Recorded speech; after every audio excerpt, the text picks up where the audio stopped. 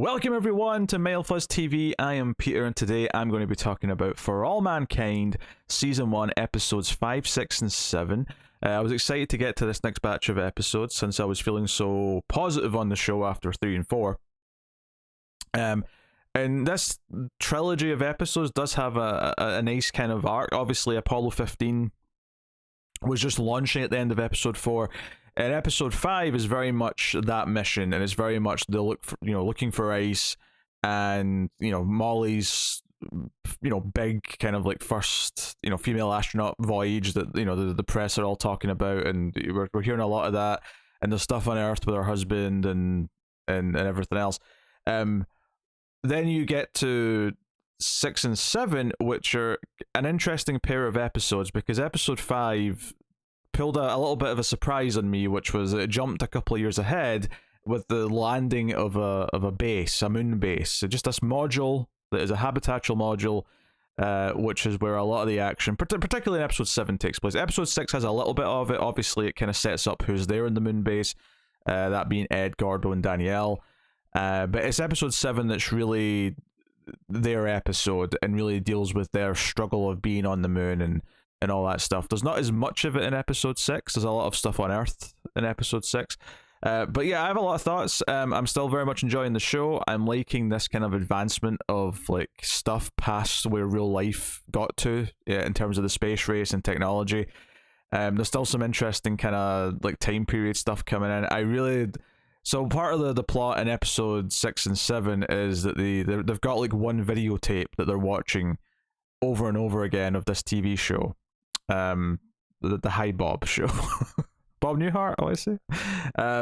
But they keep watching this tape. I was actually thinking when I was watching Episode 6, where they sort of mentioned that they were watching something, that they'd sent them a tape. I was like, wait, this is the early 70s, right? It's 1974 by this point, and I'm thinking, to what extent did videotape exist? And it wasn't very public yet. Obviously, VHS and Betamax came out a little bit later in the decade, but there's actually a great line in Episode 7 referring to this, where they say that, NASA has videotape, but they have to be very secretive about it because they don't want people to record their own shows at home and skip the commercials. Like, that's something to bring up in the conversation, and that sounds so believable. It's one of those things where video itself was also hated as an idea because like movie theaters didn't like the idea that someone could watch the same movie over and over again without paying for it every time. They hated TV at first because it was a competition to the movie theaters. Every time there's a new technology, there's always this resistance rather than seeing it as a new revenue stream, bizarrely. But that felt very realistic. I know that in some form it did exist though, because I remembered hearing about there was a VHS tape on sale of like original Star Trek recordings, and it was kind of this mystery of like, wait, how does this exist? Because no one had VCRs at home, so clearly it had to be recorded someplace where it was like cutting edge technology before it was like a commercial used thing. But it's just a little fascinating kind of like slice of life technology where NASA have got VHS at this time, or Betamax. I never quite actually caught which one it was, to be honest. It looked kind of Betamaxy, just because you could only see one of the reels, but I don't know if, you could easily just cover one half of a VHS tape, so I don't know. Yes, at least I'm old enough to remember VHS. Young people today don't even know what a VHS tape looks like, so no, like, that was a nice little slice of life moment. But obviously there's a lot of good character stuff in these episodes. Just to stick to Episode 5 for a little bit, because it is kind of separate from 6 and 7, because it is the Apollo 15 mission. It's the camaraderie building between Molly and Ed, and the search for ice, and we get the big kind of set piece of like going into this big crater that is very deep, very dark, and Molly has to go in because she's the lighter one, and is looking for ice, and then they're pushing the envelope a little bit as to how far they can go and how long they can hold out before they have to pull her back up. So there's obviously a lot of tension there, and you see that reflected in the spouses back at home. And I think primarily that's kind of what the episode stuck out to me. Obviously all the stuff on the moon looks great, the show looks fantastic in 4K, all the moon stuff looks very crisp, which is really nice, but it's the spouses worrying and the idea that you know, if at first like Molly's husband comes off a bit weird to the others, and Karen's been very judgmental, and doesn't want to accept kind of like that he's just like her in the way that he worries about his wife and the way that he has these bad dreams, but he actually tries to talk about his dreams. He paints what he sees in his dreams and his nightmares to try and sort of like, you know, let it out, and so it was very therapeutic. And she doesn't really necessarily like that. It was a great touch, actually, that a small thing that if you're paying attention in the following episode, the painting that he does for her, she actually has up on the wall in the following episode, despite the fact that when she initially gets it, she's very, you know, like she puts it down and she's kind of awkward about it. Like she actually does have it up in the following episode, so there is some growth there. There's some learning there. Obviously, Ed and Karen's like marriage, and particularly the parenting of their sons, very, very much in question. Well, I can't really blame Ed per se. Ed's just absent by and large. He gives, you know, Shane, the kid, one stern talking to in episode 7, but yeah, the spouses kind of like getting over their thing, and you know, being concerned that they keep pushing these boundaries, they keep taking these risky changes to the plan, which is, you know, and everything's risky what they're doing, everything, you know, everything about it, as we'll get to in the following episode with one of the Apollo missions, you know, having this tragedy where it just blows up before they even try and launch, and kills what seemed up to that point like a fairly main character. But that's kind of the beauty of a season 1, is you can kind of pretend someone's a main character even though you're going to kill them off quite early. You know, it's the I won't spoil it, but people who know what shows I like might know what I was about to reference. But I really, you know, the shock of that was really strong as well.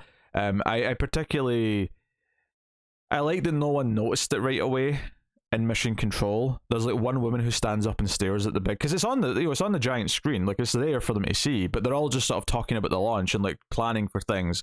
And it's this kind of shock to the system when it happens, and the fallout of that's a big part of episode 6.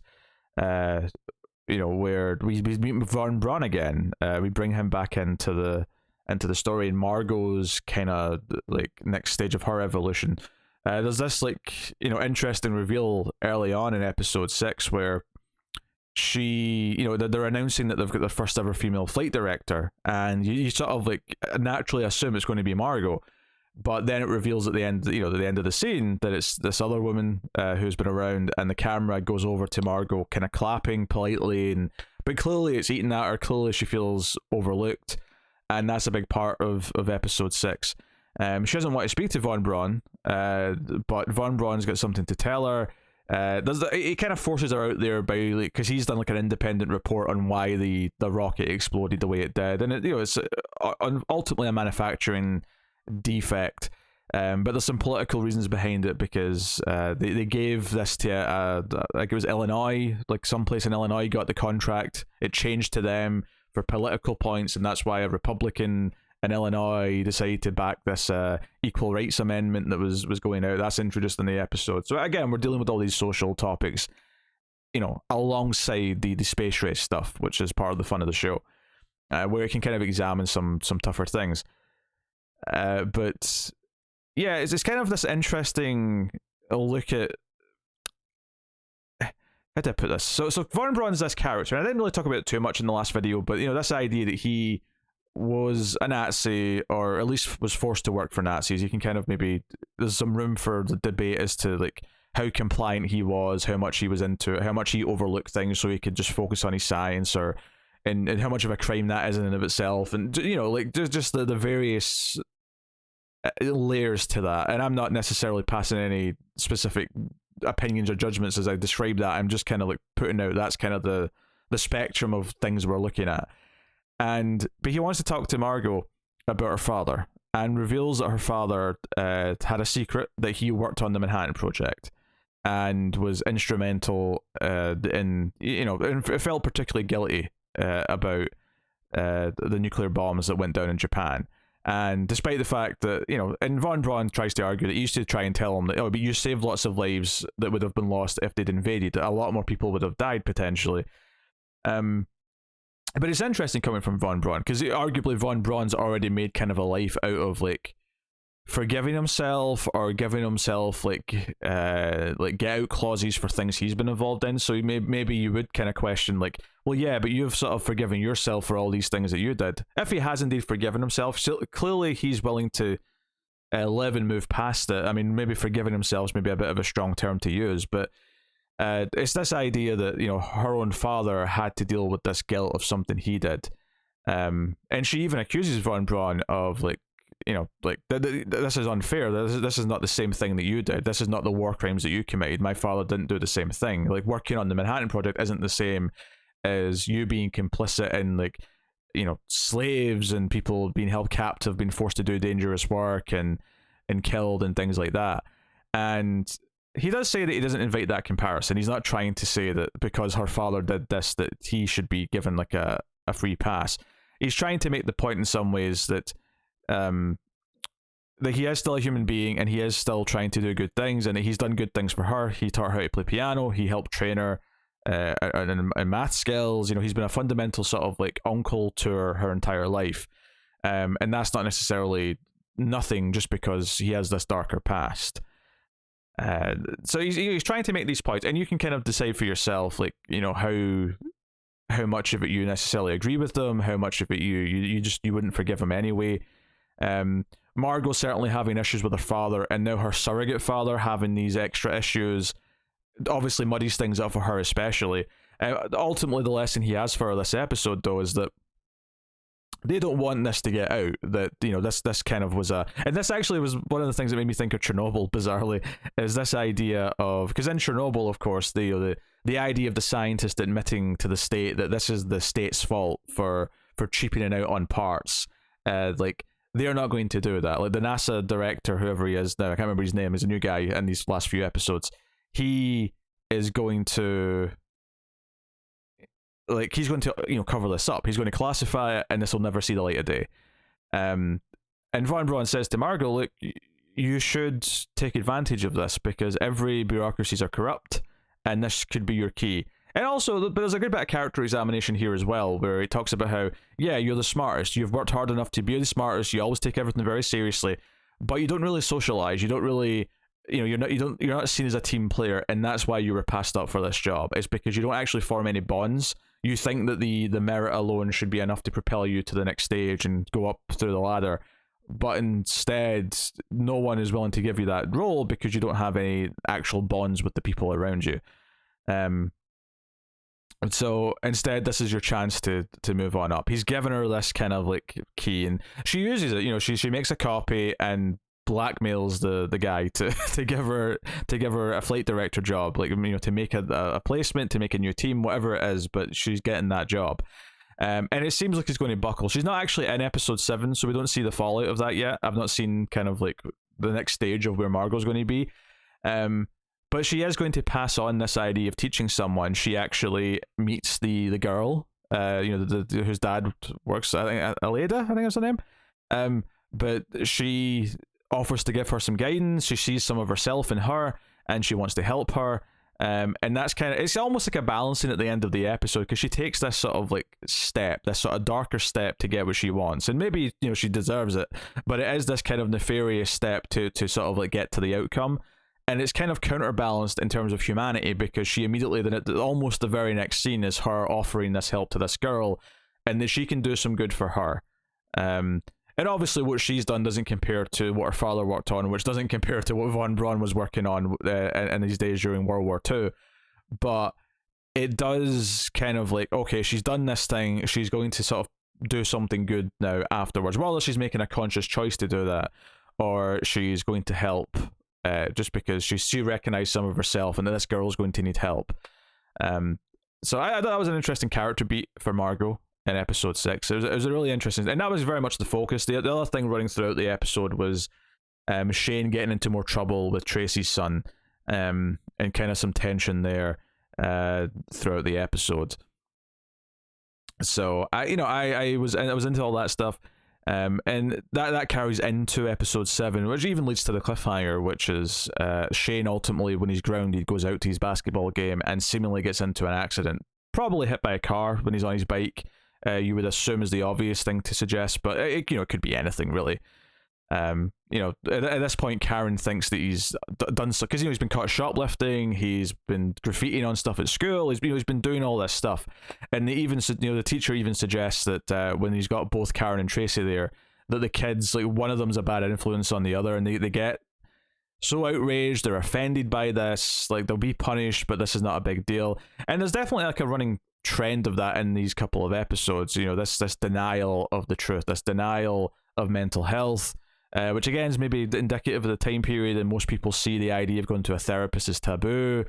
This idea that we don't talk about mental health issues, and there's something that we still have to encourage people to do today, and encourage people that it's healthy to talk about certain issues. And that obviously mirrors what's going on with Gordo on the space station, or the moon base I should say, not space station, in episode 7, because Gordo's kind of gone off the wall a little bit. He's starting to get cabin fever, he's starting to act erratically, things like that. But to stay on the kid for a second, like the mother's denial of this is super unhealthy, and it's clearly bubbling up. And I think Karen has had these human moments whilst also being almost saddled with being this like character who has to represent a lot of the conservative restraint, and restraint's not even the right word, conservative like just like stranglehold that people put themselves on, perhaps. And she's there to represent a certain type of person in this time period, and she,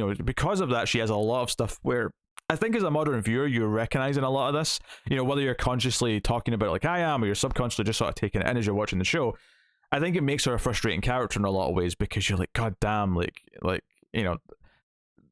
move forward, like stop. It's frustrating in a good way, because you're meant to feel this about the character. But she has these moments of humanity, and likewise, there's a harsh lesson that's going to be learned, I think, because of this accident. I don't think he's dead. Like, I suspect we're going to spend next episode partly in a hospital dealing with it. But they have this like fight where she says he's grounded, but he says, "What about my basketball game?"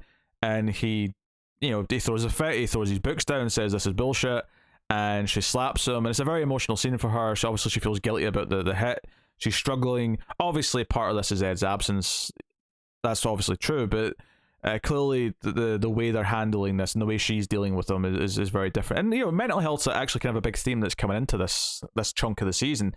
You've got obviously the stuff with the parenting with Shane and how to handle his behavior, and no one really talking about what's causing that behavior and how to fix it.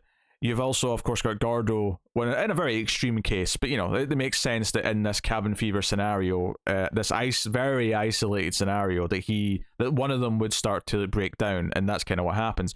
But even smaller things like Danielle's husband. In fact, to go back to episode 5, the first time we properly meet Danielle's husband, she's been put on Apollo 18, I think it was, with Gordo. So she goes to meet Gordo, and Gordo's already drunk, but she takes her husband with her, and he's just got back from Vietnam, and Vietnam's ending. That was something that was covered in episode 4. They become very aggressive towards each other. Gordo's kind of pushing his buttons and asking about combat. Danielle's husband kind of makes some comments about him kind of skipping out on the war because he was in NASA, so he just wasn't up for it. He wasn't considered for it because his NASA duties were considered more important, and it gets very heated. And I think the reason why I'm bringing this up specifically, obviously, it's just to show that Gordo's kind of in a rough place even before he goes to the moon. Gordo's got some serious demons to deal with, but so does Danielle's husband, and that's something that comes up. So the two things that I'm bringing this up for is, one, what Danielle does for Gordo in episode 7, which I'll get to when I'm talking about that side of things, is very sweet, and it kind of like, she, in some ways, you have to assume that she's earned some respect from Gordo by the end of episode 7 because of the sacrifice she makes. And it seems to have an effect, her injuring herself to give a different reason for them to come down.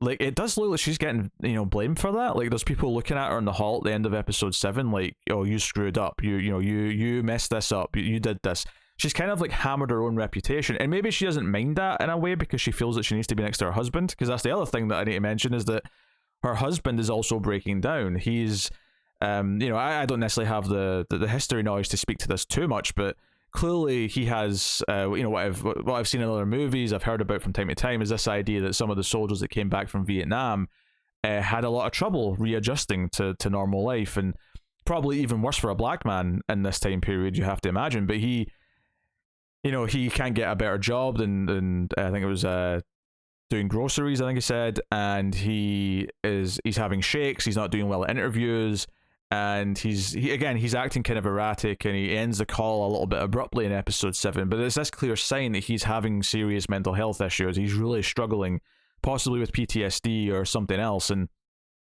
that's something that I think the show is, again, kind of pivoting. It's these, much like we were looking at feminism primarily for, I'd say, episodes 3 through 5. I'd say that 6 and 7, and maybe going forward as well into the next couple, seems like mental health is becoming a real fixture, and like how characters of this time period are looking at it.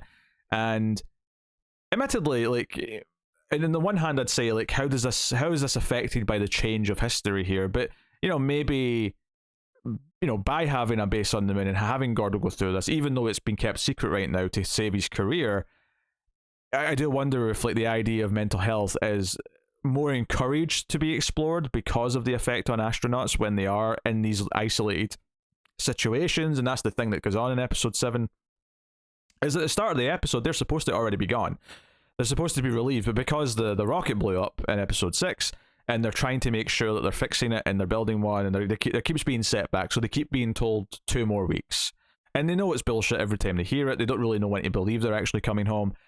But Gordo's deteriorating throughout the episode. He's like really clinging to this like one videotape they have of, like, 3 or 4 episodes of this show. They know all the lyrics, all the dialogue verbatim. They can say it, and that's actually what happens when the tape breaks down and it gets chewed up, and they're heartbroken. Like, Gordo is devastated that he can't watch this anymore because it's all they have for entertainment. They start just acting it out. And it's actually kind of sweet the first time you see it, but then it gets a little disturbing when Gordo wakes them up in the middle of the night to do it randomly. And, this is where Ed finally kind of accepts that he's having issues. Because Ed keeps, like, saying, oh, he'll be fine, he just needs time.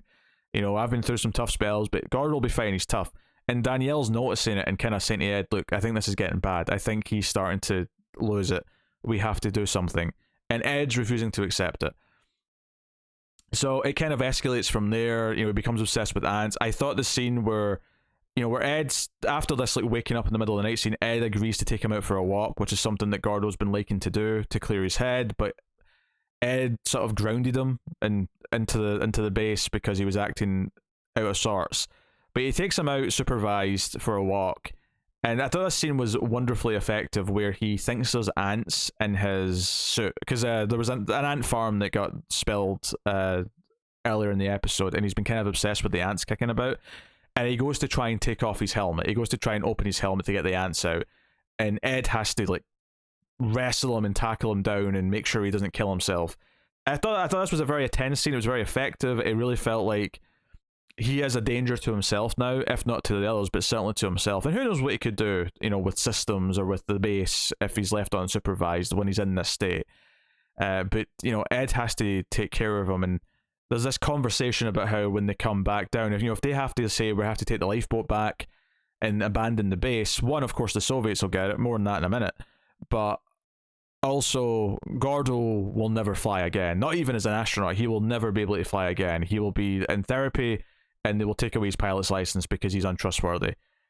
And that's when Danielle decides to break her own arm to give them another reason to go down. She does this for Gordo, and Gordo thanks her for it, and it's kind of sweet. It's kind of this, like, she has went above and beyond here to save his career because she cares about him, which is very selfless and very interesting given the interaction that she witnessed with Gordo and her husband last episode, before, or 2 episodes before this. This feels very selfless, and the idea that she knows her husband's already kind of broken and lost, and that she doesn't want that to happen to Gordo too. It's very sympathetic. And Danielle, of course, obviously she's been a fine character when she's been around, but this couple of episodes very much was her time to really, in the same way that Tracy had a couple of episodes around episode 3 and 4, and Molly had 4. Like, it feels like the seasons kind of cycled through which characters have had the spotlight at any given time. And I think that's been kind of an interesting structure to the season. You know, it's not, TV shows don't usually do that. Yeah, they'll give like a character a bit more focus for an episode usually, but this has been a very unique show in how it's structured. And not only do you have all these time jumps, but because of what the story's doing, all of a sudden 2 or 3 characters become the main characters for those 2 episodes. And sometimes then they'll fade away. Like Tracy, for example, was the main character, I would say, for episode 3 and was still heavily featured in a couple around that. But then she's in like one scene in episode 7. And it's not because her role's been diminished. I'm sure she'll be back to being like central again, before the end of the season. If not, then a big chunk of season 2, I'm sure. But it's been kind of doing this cycling. You know, Molly was the central focus of episode 5. Like, her being the first woman on the moon was such a big deal, and everything was about her and the stress of that and the pressure of that and the pressure on her husband about that. And then neither of those characters have been in the last 2 episodes. So it's a very interesting and unique way to cycle through your characters in TV show.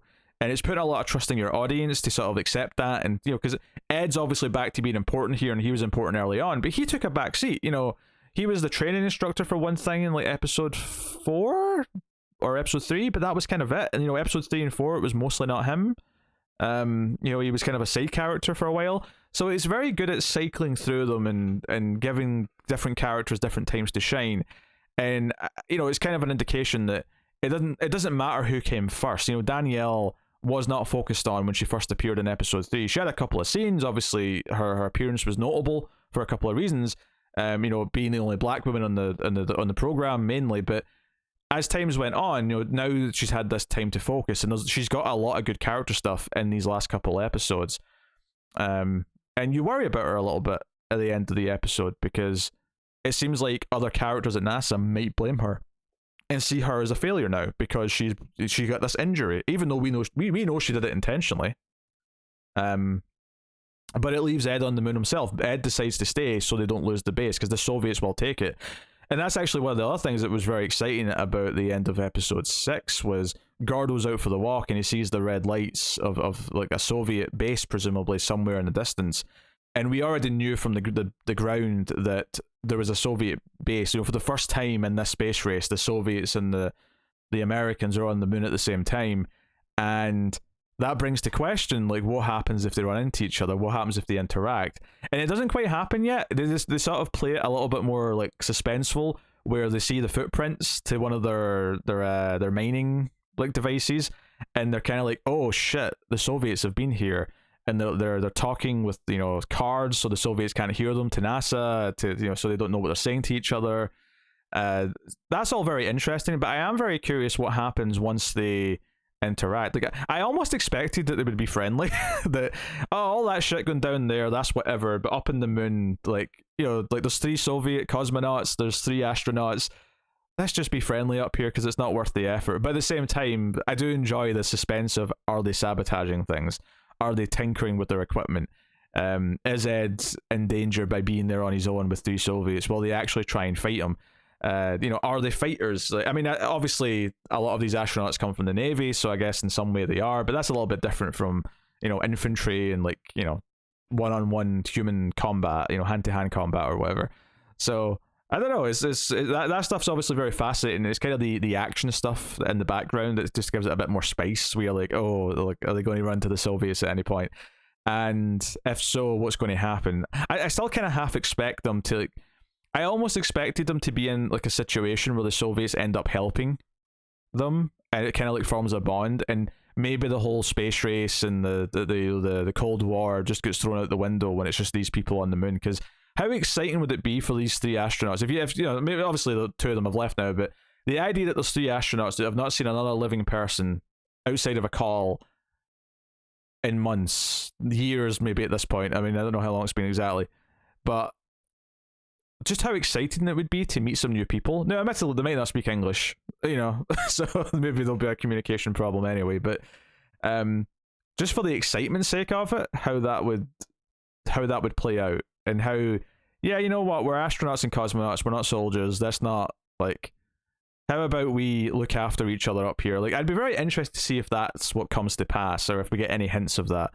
And that's actually something that I do wonder as well, is like, is the space race going to exist the entire show? Like, I know that's the fundamentals of what's driving season 1, but does the Soviet Union still fall at some point? Probably not at the same time as it did in real life, but does it still fall at some point, or does the space race continuing mean that the Soviet Union also continues, or do we get this thing where, yeah, like the space race ends as it is at some point because the Soviet Union falls, but because it got so much further and because like maybe they find important minerals that you can use on Earth or something, but there's still some other driving force later down. This is later season stuff I'm thinking about now, but it was something that started to occur to me as I was thinking about the future, and like, okay, clearly there's still space stuff happening in season 3, but like, is the motivation still the same, or have things altered significantly until then? Obviously, the other plot thread that I've not really spoken about yet from the last 2 episodes specifically is back to the investigation from the FBI. Like they're being very sketchy because they're worried that there was Soviet sabotage on the rocket. Even though everyone at NASA's knows that it wasn't. Everyone at NASA's like, no, this isn't the thing. They're still concerned about it. So everything with Ellen and her sexuality, and the other dude whose name I can't. Is it Larry? I would say it's Larry. There's a lot of characters in the show. I've done a decent job of it's Larry. Of remembering their names, but it's kind of hard to take them all in. Obviously I know who they are, like, when I see their face, but like, learning the names is a little bit tough at times. But yeah, so Ellen and Larry's whole thing where like they're pretending to be a couple, and the FBI really cares that, the idea that he could be blackmailed by the Soviets about his secret of for being gay, and the FBI guy's pretty sure that he is. They've caught him effectively going to this bar, and he questions Ellen in episode 7. It's spread it over the 2 episodes.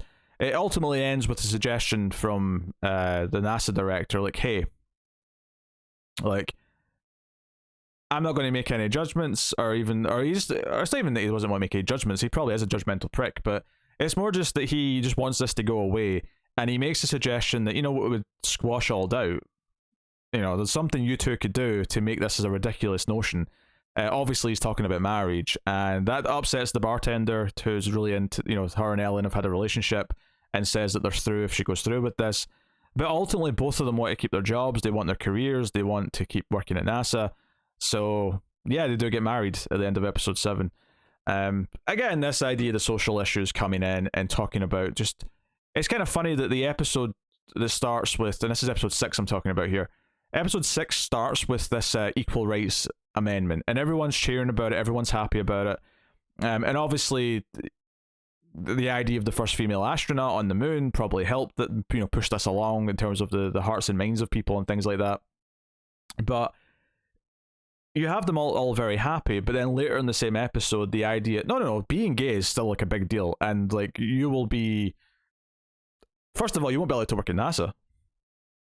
It'll be seen as a scandal. It'll be seen as all these things, and like, this is still something they have to hide, to the point where, in episode 7, Larry's telling Ellen that, they can't trust the phones. Like, assume your phone is tapped. Ellen sees someone watching her outside one night. She's been, under surveillance, which seems to be the final motivator for her to go through with the marriage, because she wants to be done of this. And it's this sign that even though feminism's been pushed forward and clearly some things are changing, there's still a lot of ways to go in a lot of other areas, and a lot of problems that are still faced by a lot of people that are very severe. Like, they're being treated like they're spies, that they're criminals because they happen to be gay. And they're addressing it more overtly in this last episode, where they start using the words, they start talking about it more out in the open, as opposed to being implied. But it kind of represents the time period where people in the real world, I would assume, probably did have to talk around it, and people had to get it from insinuations, because they had to feel safe before they could admit it or say it, because a lot of people would basically rat them out and see it as this horrible thing that they have to go and tell the authorities about, and they'd be treated like perverts or treated like however.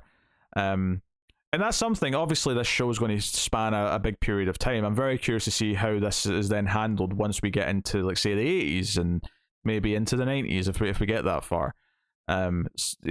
So and that also raises the question as well of how many characters might like age out of the show or might leave because I don't, because generations are changing or whatever. But it's pretty fascinating stuff. There's a lot of time devoted to it in the last couple of episodes, and it's probably like the least exciting stuff in the last couple of episodes.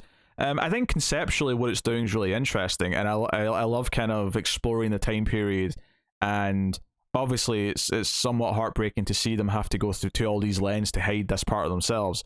But there is a lot of time given to it, and there's a lot of scenes with the FBI guy talking to them, and I guess maybe the reason why it's a little less exciting than some of the rest of the plots in these last two episodes is just because it's a bit more predictable. And that some of the line of questioning that the FBI guy's going through, you kind of know where it's going, you know what he's getting at, and you know that they're going to have to deny it. And because it's playing out kind of like how you expect, which isn't necessarily a bad thing, but it inherently means that it's less exciting than, oh, will the astronauts run into the Soviets? Will Gordo go nuts and do something? But those are a little bit less predictable and a bit more spacey, I guess, to use a word. But no, there's good stuff. I will say episode 6, I think did a lot of good stuff for Margot, and I thought the stuff with her and Von Braun was very interesting. But episode 6 definitely felt like a quieter episode. Other than the shock of the rocket exploding early on, it was definitely a more downbeat episode where, episode 5 had the Apollo 15 mission and all that stuff with Molly. Episode 7 had all the moon-based stuff pretty much, and like Gordo breaking down. Episode 6 kind of stood out a little bit as being a quieter episode, which isn't a bad thing. I don't mean to say it is by any means. Like, you kind of need that to an extent to set things up, to build to stuff. And like I say, there was some really good character stuff with Margot. It just, inherently, some are going to feel a bit more epic and exciting than others. And episode 6 by its nature was a little bit more subdued, a bit quieter. The only other thing I'll mention before I go is that Deke is medically cleared now by current standards and puts himself on Apollo something. I can't remember the number. It may have been like something silly like 23 or something like that. It was I think we're past that. Yeah, because I think 24 is the one that's going to relieve Ed and his crew, or is supposed to anyway. So yeah, it's probably higher than that. But we don't actually see him in episode 7. He's presumably off training, like we've seen some of the other characters do, so he's just kind of missing for episode 7, which is kind of weird, because again, it's just going back to what I said, where he's felt like such a prominent character for a lot of the show so far, that now he's just missing for an episode, but the next time we see him, he might be one of the astronauts. So that's kind of exciting. And he's a very likable character in a lot of ways. He's already made some big moves here or there, to sort of earn a lot of like love from the audience, particularly making the ladies astronauts when he was told that he could just sort of drop it. And because he started off thinking it was an inconvenience, him fighting for them now that they've put in the work and sort of recognizing that's a big thing. So yeah, so no, still really enjoying the show. This was a fantastic trio of episodes that really moved things forward, and the show always feels like it does move things forward. It never feels like it's spinning its wheels, I would say. So I'm excited to see how we wrap up the season. I've got 3 episodes left, so I'm looking forward to watching them and seeing where season 1 leaves us off. And given that the show is not afraid to pull time jumps all over the place, I would suspect there might be one between the seasons, or maybe right before the end of the finale. Maybe we'll get like a little tease of where season 2 is going to start off. But I'm excited to find out. So cool. But yeah. And obviously I always enjoy, there's a whole scene, and it's just a little sort of like post like analysis moment, is Danielle being like a TV nerd and talking about Star Trek and other TV shows of the 60s and 70s with Gordo. I thought was a neat little scene. I like stuff because I love film and TV. I always love when characters and like period pieces talk about stuff that's around, as long as it feels natural enough. And I think it did. The TV show on the station was very much used to sort of as a tool to show their mental state and how they were relying on it and how losing it, broke Gordo. And like, yeah, for NASA, send them some more tapes. Send them some new shows to watch. For the love of all things, every single rocket should have a crate of just tapes for their mental state. But there you go. That is my mid-season thoughts on For All Mankind. I'll be back with another video next week probably. When I say probably, I mean it could be sooner. I don't mean it'll be later. At worst it'll be a week from now. Talking about the last 3 episodes of For All Mankind. So let me know what you thought of these 3 episodes in the comments, and obviously like, subscribe, ding the bell, all those usual YouTube things do help out a lot, so please do them. If you want to go a bit further and put some money into the mix, you can do that by hitting the super thanks button. That's always appreciated, as is going to patreon.com/MailFuzzTV and supporting us on a monthly basis to help keep all the content coming. You know, any and everything obviously is greatly appreciated, especially, you know, right now as inflation is going through the goddamn roof with everything and energy costs going up and stuff. So thank you very much for joining me. I always appreciate it. Keep watching TV, and I don't know why I'm forgetting my outro line, but I'll see you next time, guys. Have you got any vanilla?